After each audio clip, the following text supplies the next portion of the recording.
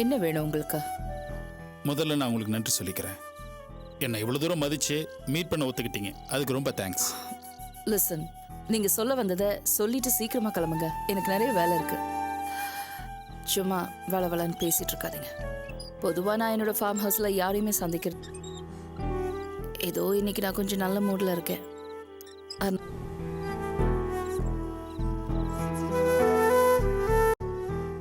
என்ன இந்த சிரிப்பு? ஒன்றும் இல்லை, நீங்கள் சொல்கிறத கேட்குறப்ப எனக்கு ரொம்ப சந்தோஷமா இருக்கு. ஏன்னா எனக்காக உங்கள் விதிகளை தளர்த்திருக்கீங்க. அப்படியெல்லாம் ஒன்றும் இல்லை mister Tholkappiyan. Who the hell are you to me? நீங்க யாருங்க? நான் எதுக்கு உங்களுக்காக என் ரூல்ஸை மாத்திக்கணும்? திரும்பவும் சிரிச்சிட்டு இருந்தா என்ன அர்த்தம்? மேனகா, உங்கள் மனசில் எதுவும் இல்லைன்னா, என்னை பற்றின ஒரு சாஃப்ட் கார்னர் இல்லைன்னா, இப்போ நான் உங்களை மீட் பண்ணுறதுக்கு நீங்கள் அனுமதி கொடுத்துருக்க மாட்டீங்க. இதே மாதிரி தான் சின்ன வயசில் மீனும் எந்த ஒரு விஷயமா இருந்தாலும் அழுது ஆர்ப்பாட்டம் பண்ணுவா. அழுதுதான் எந்த ஒரு காரியத்தையும் சாதிக்க நினைப்பா. வளர்ந்ததுக்கு அப்புறமும் அப்படித்தான் இருக்கீங்க. என்ன அப்போ அதிகமாக அழுவீங்க, இப்போ ஆர்ப்பாட்டமான கோபம். மற்றபடி அதே மீனு தான். இது பாருங்க, கண்டுபடி ஒழுறாதீங்க. அம்மா அண்ணன் தங்கச்சின்னு சென்டிமெண்ட்லாம் பேசிக்கிட்டு எனக்கு இந்த சென்டிமெண்ட்ஸ்லாம் ஆகாது. எங்க அப்பா சொல்லியிருக்காரு, பணத்துக்காகவோ இல்ல வேற ஏதாவது காரணத்துக்காக நிறைய பேர் ட்ரை பண்ணுவாங்கன்னு. ஹே லிசன், உங்களுக்கும் எனக்கும் என்ன சம்மந்தம்? எதுக்கு என்ன திரும்ப திரும்ப ஏமாத்த ட்ரை பண்றீங்க? இதோ பாருங்க, நான் உங்களை ஏமாத்த நினைக்கல. வாழ்க்கை தான் என்ன நிறைய ஏமாத்திருக்கு. நான் சொல்லக்கூடிய விஷயங்கள் எதுவும் நினைவுல இல்லாத விஷயங்கள். அதனால தான் நான் சொல்லக்கூடிய எல்லாமே உங்களுக்கு பொய்யா இருக்கு. வேண்டாம் ப்ளீஸ், இதெல்லாம் என்கிட்ட சொல்லாதீங்க. என்ன எதுக்காக பார்க்க வந்தீங்களோ அதை மட்டும் சொல்லுங்க.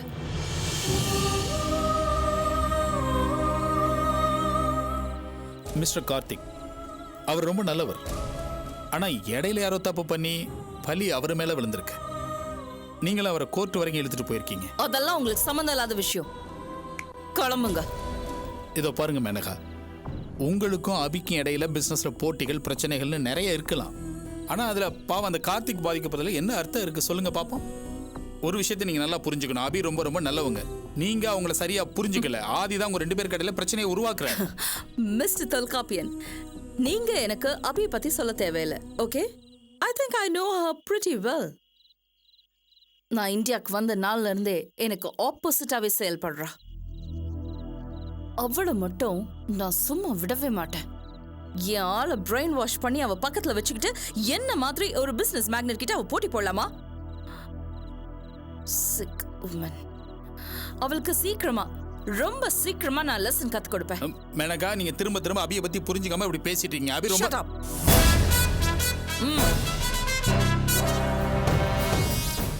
கிளம்பலாம்.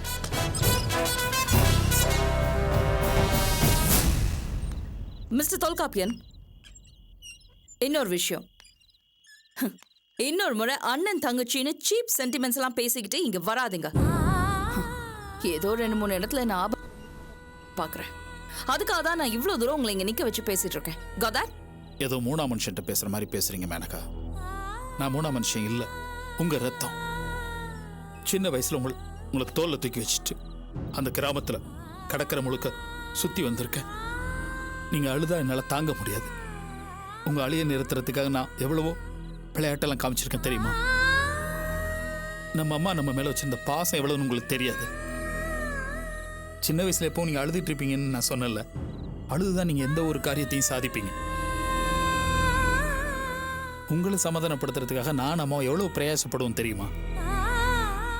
அதெல்லாம் மறக்க முடியாத நாட்கள் மேனகா. அப்பெல்லாம் நீங்க அழுது சாதிப்பீங்க, இப்போவும் அப்படித்தான் கோவப்பட்டு சாதிக்கிறீங்க. ஒன்றும் பெரிய மாற்றம் இல்லை. இதெல்லாம் இப்போ நான் சொல்றப்ப உங்களுக்கு பொய்யா தெரியுது. ஆனால் இதெல்லாம் நிரூபிக்கக்கூடிய ஆதாரங்கள் என் கையை விட்டு போயிடுச்சு. ஆனாலும் ஒரு நாள் நிச்சயமா நான் அதை நிரூபிப்பேன். வரேன்.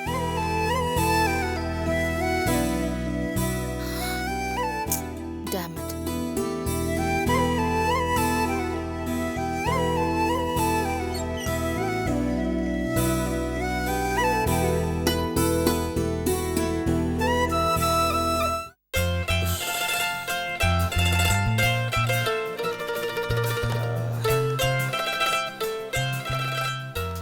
அடடடடா. இந்த வாழ்க கோஷம் ஜால்ரா சத்தம் இதெல்லாம் இல்லாம மக்கள் எப்படித்தான் வாழறாங்களோ தெரியலையே. ஒரு அரை மணி நேரம் நம்மளால தனியா இருக்க முடியலையே. அடே மாப்பிள, நீங்க உள்ளதா இருந்தீங்களா? உள்ளே இருந்திருக்கலாம் மாமா. வெளியில போனா பார்க்க கூடாதெல்லாம் பார்க்க வேண்டியதா இருக்கு, கேட்க கூடாதெல்லாம் கேட்க வேண்டியதா இருக்கு. கவலையே படாத. வீழ்ச்சி அடைஞ்சிருக்கிற உலக பொருளாதாரத்தை நான் மந்திரியான ஒரே வருஷத்துல தூக்கி நிறுத்தி காட்டுறேன். மாமா, ஓ சாரி சாரி மாப்பிள, இடைத்தேர்தல் ஜெயிச்சு என்னுடைய பதவி காலம் இன்னும் 1.5 வருஷம் தான் இருக்கு. உடனே பொது தேர்தல் வருதா? மக்களுக்கு எந்த மாதிரியான வாக்குறுதிகளை அள்ளி வீசலான்னு தீவிரமா யோசிச்சுட்டு இருந்தேன். அந்த நேரம் பார்த்து நீங்க கிராஸ் ஆயிட்டீங்க. நான் கன்ஃபியூஷன் ஆயிட்டேன். சரி, என்ன விஷயம் சொல்லுங்க. இன்னைக்கு எதேச்சியா உங்க பொண்ணை பார்த்தேன் மாமா. ரொம்ப அவமானமா போச்சு. நியாயமா ஒரு அரசியல்வாதிக்கு இருக்கக்கூடாத உணர்வு. சரி, விஷயத்தை சொல்லுங்க. அவ வேலைக்கு போறா மாமா. இது உண்மையிலேயே அவமானம். எனக்கு மகளா பிறந்துட்டு உழைச்சி சம்பாதிக்கணும்னு நினைக்கிறாளே, இது உண்மையான அவமானம் கிடையாது. சரி, நீங்க அவளை பார்த்ததோட சரியா இல்ல கிட்டக்கு போய் ஏதாவது பேச்சு கொடுத்தீங்களா? எப்படி மாமா பார்த்துட்டு பேசாம வர முடியும்? என்ன இருந்தாலும் நான் தொட்டு தாலி கட்டின பொண்டாட்டியாச்சு அவ. பொண்ணா அவ? சரியான பேய். என்ன ஒரு அரசியல்வாதியா பார்க்க வேணாம், ஒரு அப்பனாவது மதிக்க வேணாம்.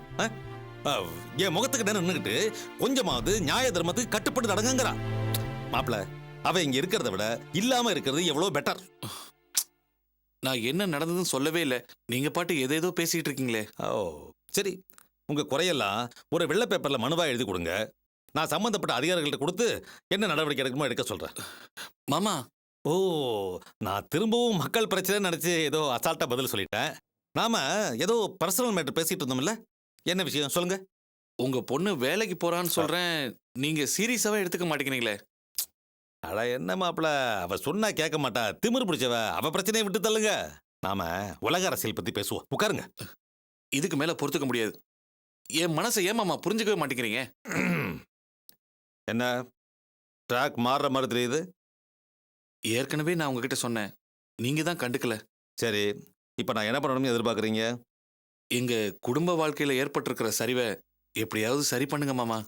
அட என்னப்பா, நீ என்னமோ அரணா கூட இழுத்து கட்டுற மாதிரி பேசிட்டு இருக்க. அது ரொம்ப கஷ்டம். அவன் மனசை மாத்த முடியாது. அது என்னவோ உண்மைதான். காலையில ரோட்ல பார்த்தேன்னு சொன்னேன்ல, அதுக்கப்புறம் என்ன நடந்தது தெரியுமா? சொன்னா தர தெரியும். எப்படி இருந்த பொண்ணு இப்படி இருக்காளேன்னு பரிதாபப்பட்டு சுமதி அப்படின்னு சொல்லி ஒரு வார்த்தை தான் மாமா கூப்பிட்டேன். பதிலுக்கு அவ என்னை எப்படிலாம் அவமானப்படுத்திட்டா தெரியுமா? அப்புறம் எதுக்கு அவ கூட சேர்ந்து வாழணும்னு நினைக்கிறீங்க? மாமா, அவ என்னை எப்படி வேணாலும் அவமானப்படுத்திட்டோம். அதனால உங்களுக்கு எந்த அவமானமும் வந்துடக்கூடாது. அவ என்ன யாருன்னு தெரியாதுன்னு சொன்னதுனாலதான் சுத்தி இருக்கிறவனுங்களாம் என்ன மொத்தி எடுத்துட்டானுங்க. அதெல்லாம் எனக்கு வலிக்கல. மாப்பிள, உங்களுக்கு எரும மாட்ட தோல் மாப்பிள. வலிச்சதுதான். இப்பதான் வலிக்கலன்னு சொன்னீங்க. உங்க பொண்ணுக்கு இன்னொரு கல்யாணம் பண்ணி வைக்க போறதா கேள்விப்பட்டேன். அந்த விஷயத்தை கேள்விப்பட்ட உடனே வலிச்சதை விட இந்த வலி பெருசு இல்லைன்னு சொல்ல வந்தேன். என் பொண்ணுக்கு இன்னொரு கல்யாணமா? யார் சொன்னா? அத்தை சுமதி மனசை மாத்தி அப்படி ஒரு திட்டம் போடுறதா கேள்விப்பட்டேன் மாமா. அதைத்தான் யார் சொன்னாங்கன்னு கேக்குறேன். யார் சொன்னாங்கிறது முக்கியம் இல்ல மாமா. அப்படிலாம் ஏற்பாடு நடக்கிறதுனாலதான் என்ன யாருன்னே தெரியலன்னு சொல்றா. பார்க்க பாவமா இருக்குன்னு சொல்லி ஆறுதலா 4 வார்த்தை சொல்லலாம்னு போனா என்ன அடி வாங்க வைக்கிறா. இப்பவே அவன் மனசை மாத்திட்டாங்க மாமா. மாப்பிள, நான் உயிரோட இருக்கிற வரைக்கும் அப்படி ஒரு விஷயம் நடக்காது, என்ன நம்புங்க. மக்களுக்கு கொடுக்குற வாக்குறுதி மாதிரி இதையும் காத்துல பறக்க விட்டுற மாட்டீங்களே. என்ன மாப்பிள, மக்கள் பிரச்சனையும் உங்க பிரச்சனையும் ஒண்ணா? நீங்க எனக்கு வேணும் மாப்பிள. நீங்க கொடுக்குற ஐடியா வச்சுதான் நான் மந்திரியாவே ஆகணும். உங்களை மந்திரி ஆக்க வேண்டியது என்னோட பொறுப்பு. உங்க மேல நான் எவ்வளவு அன்பு வச்சிருக்கேன் தெரியுமா? எவ்வளவு? என்னோட செல்போனுக்கு நீங்க கால் பண்ணுங்க, அப்ப தெரியும். ஓஹோ, செல்போனுக்கு கால் பண்ணா அன்போட அளவு தெரியுமா? தலைவர் திருவேங்கடம், தானை தலைவர் திருவேங்கடம், வெற்றி செல்வம் திருவேங்கடம், தமிழகத்தின் வெடிவள்ளி திருவேங்கடம், நாளைய முதல்வர் திருவேங்கடம், ஏழைகளின் தீபம் திருவேங்கடம்.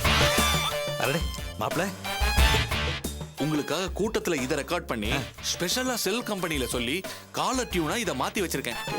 எனக்கு யார் போன் பண்ணாலும் உங்க புகழ் தான் பாடும். அரடா மாப்பிள, என் மனசை தொட்டுடுங்க மாப்பிள.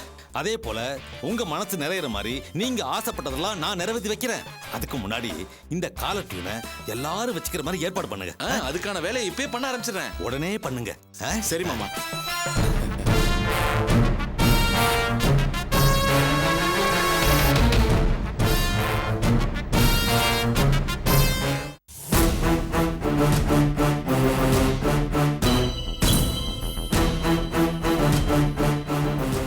எல்லாரும் அமைதியா இருந்தா என்ன அர்த்தம்? இப்படி தூண் மாதிரி வரிசையா நிக்கிறதுக்காகவா உங்க எல்லாரும் இங்க வர சொன்னேன்? டே அர்ஜுன், உங்க அப்பாக்கு சஷ்டியப்த பூர்த்தி நடக்க போகுது. உனக்கு அது தெரியுமா தெரியாதா? தெரியும். அதுக்கு நான் என்ன பண்ண முடியும்? நல்லா இருக்குப்பா, நல்லா இருக்கு. நீ சொன்னது கேட்டு பெத்த வயிறு அப்படியே குளிர்ந்து போச்சு. எந்த உரிமையும் இல்ல. ஆனா அந்த குடும்பமே சேர்ந்து உங்க அப்பாக்கு பக்கத்துல அந்த கற்பகத்தை உட்கார வச்சு சஷ்டியப்த பூர்த்தி பண்றதுக்கு தயாரா இருக்காங்க. அந்த உணர்வு உங்ககிட்ட இருக்கா? இது மட்டும் நடந்தா அவமானம் எனக்கு மட்டும் இல்லடா, உங்க எல்லாருக்கும் தான். அந்த சஷ்டியப்த பூர்த்தி விழால உங்க அப்பா எல்லாருக்கும் முன்னால கற்பகம் தான் என் முதல் மனைவின்னு அறிவிக்க போறாரா? அப்படி அவர் சொன்னார்னா அப்போ நான் யாரு? அவரோட ஆசை நாயகியா இல்ல சின்ன வீடா? அம்மா, ஏன் கத்துற? கேட்கவே அசிங்கமா இருக்குல்ல? இந்த விசேஷம் மட்டும் நடந்தா நம்ம காதுபடவே 4 பேர் இப்படிதான் பேசுவாங்க. முதல்ல நீங்க இப்படி பேசுறதை நிறுத்துங்கம்மா. நான் இப்படி பேசுறதை நிறுத்தணும்னா நீ இந்த விசேஷத்தை நிறுத்து. நிறுத்துறேன்னு தானே சொல்றேம்மா. ஆமா சொல்றதா, ஆனா அதுக்கு நீ எதுவும் செஞ்ச மாதிரி தெரியலையே. உன் தம்பி அத பத்தி பேச கூட தயாரா இல்ல. ஏன்டா ஏன்டா இப்படி இருக்க நீ? நான் ஒழுங்கா தான் இருக்கேன். உன் வேலையை நீ பாரு. நான் என் வேலை. அர்ஜுன் மேல கோபப்பட வேண்டாம். திடீர்னு இப்படி ஒரு பிரச்சனை வந்திருக்கு, அது எப்படி தீர்க்கிறதுன்னு யோசிப்போம். அதை விட்டுட்டு சண்டை போட்டு இருந்தா எப்படி? அப்பா எங்க இருக்காருன்றதை கண்டுபிடிச்சிட்டா இந்த பிரச்சனை சுலபமா முடிஞ்சிடும். அவர் எங்க இருக்காருன்னு உனக்கு தெரியாதா என்ன? தெரிஞ்சா நாங்க என்ன சும்மாவா இருக்க போறோம்? உங்க அக்கா தானே அவர் எங்கேயோ தங்க வச்சிருக்காங்க.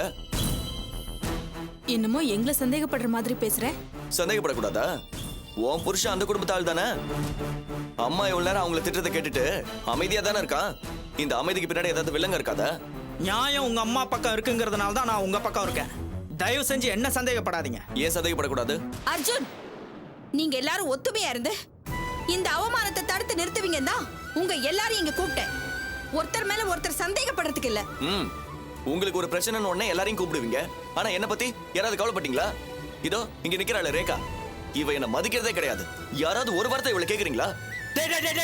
எந்த நேரத்துல என்னடா பேசுற நீ? நீ பேசாத. நீ யோகியம் கிடையாது.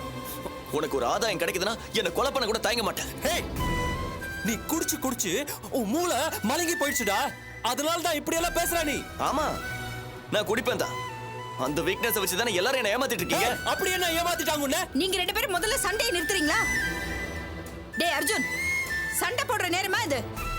நீங்க ஒருத்தருக்கு ஒருத்தர் விட்டு கொடுத்து போகாம அடிச்சுக்கிறதுனால தான் அபி துணிச்சலா சஷ்டியப்த பூர்த்தி பண்றேன்னு இறங்கி ஒட்டுமொத்தமா எல்லாரையும் அவமானப்படுத்துறா. இப்படி நீங்க இங்க சண்டை போட்டுட்டு இருந்தா அங்க எல்லாம் முடிஞ்சு போயிடும். அதுக்கப்புறம் பேசி எந்த பிரயோஜனமும் இல்ல. நல்லா புரிஞ்சுக்குங்க, இது எனக்கு மட்டும் ஏற்படுற அவமானம் இல்ல. உங்களுக்குள்ள இருக்கிற சண்டையெல்லாம் மூட்டை கட்டி வச்சுட்டு எல்லாருமா சேர்ந்து இதை நிறுத்துங்க. நிறுத்த முடியல, அதுக்கப்புறம் நான் உயிரோடவே இருக்க மாட்டேன். என்ன கொண்டு போய் சுடுகாட்டுல எரிச்சிட்டு போயிடுங்க. அம்மா, நான் சொல்றேன். அம்மா,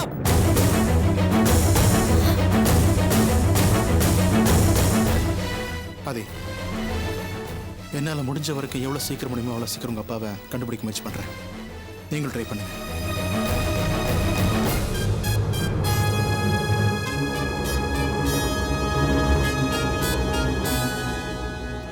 யூஸ்லெஸ் ஃபெலோ, யூஸ்லெஸ். டேய் போடா.